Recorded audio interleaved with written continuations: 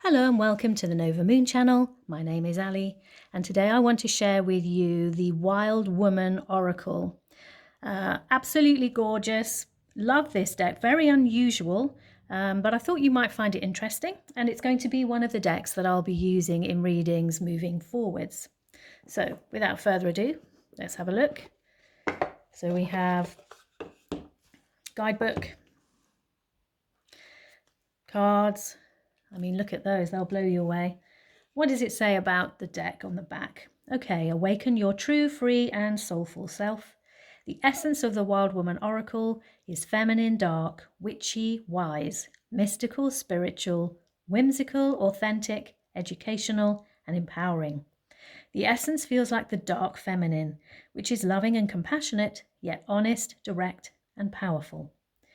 Through mythological, folkloric and contemporary tales about empowering female figures who embody the wild woman in their own unique ways, the Wild Woman Oracle will awaken you to your true, free and soulful self. These wild women's stories, the losses, victories and lessons learned, will help you begin to rewrite your own story. You will see how all your life experiences, especially the difficult, dark and uncertain ones, are alchemizing into gold, into the invaluable wisdom, fierce self-respect and keen joie de vivre of the wild woman. 36 cards, rock pull, published by Cheyenne Zarate. Hope I said her name correctly. And I think, I may be wrong, correct me if I am, that she not only designed all of these cards, but she also wrote the guidebook. So she's a sole creator. Let's move the cards for a second. Let me just show you the guidebook. So we have a little guidebook here. And it's in color, so it reproduces each of the cards. We've got a message and then we have the symbolism for the card. So here we go. So yeah, okay, let's have a look at the cards, shall we? I really was drawn to this deck. I hadn't planned on purchasing another around the sacred feminine, although I am doing a lot of work around the wild woman at the moment, including a brand new business project. So I suppose in some ways this probably should have been the ideal deck, but I hadn't planned on purchasing it until I saw a review and was blown away by the imagery, and I'm sure you will be too. So it's, if I show you the sides of the cards, we have black here, black edging, but I think what it is I loved, one of the many things I loved about this deck is this rose gold. And they look like etchings, don't they? As though someone has spent a long time etching into wood. I mean, it's absolutely gorgeous. So much detail as well. So let's look at the cards, shall we? So they are not in order because I've already started working with them. But I don't know that that matters. But we have a number here should you like your cards to have numbers, and they're good for numerology. And then we have the name of the card, and we then just have a couple of words as keywords. So we have here the Goddess Incarnate and Body Positivity. The backs, by the way, let me just show you. God, I mean, how lovely is that? Lovely. We have Anastasia, Self-Discovery.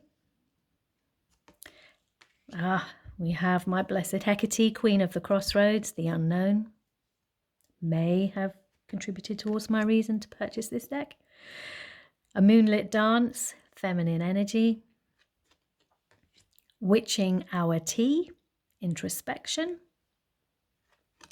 Lilith, another of my favorites, the First Feminist, Autonomy. The Call of the Siren, Sexuality.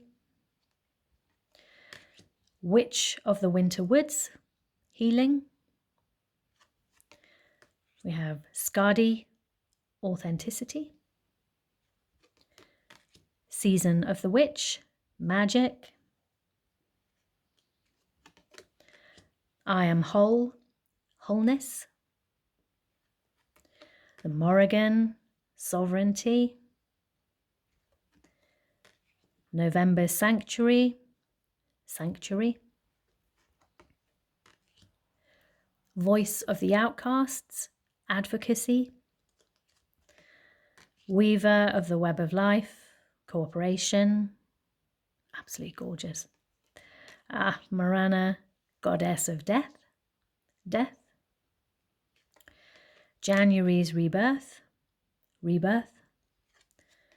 Yamaya, mother of all, divine care.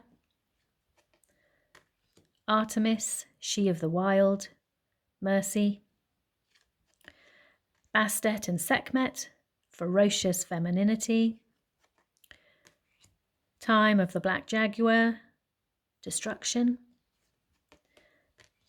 Branwen of the starlit Astara, a new beginning. Freya, lady of love and war, self-love. Medusa, sacred rage. Anya, the fairy queen, protection. Home at last, aloneness. Blessed Yule, hope. Matoka's truth, reconciliation. Rise of the inner warrior, solidarity. The sacred rebel, humility. Peace of the goddess, inner peace. Persephone, maturity. Inner high priestess, divine service. Rewilding with grandmother moon, rewilding. Vasilisa, the wise, intuition. And the creatrix, creativity.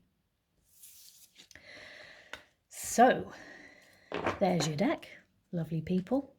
Oh, is it not beautiful? It really is, isn't it? There's so many. What I love about this deck is there's just so many things to look at. We've got writing here. You've got a little bit of symbolism here. We've got the moon there.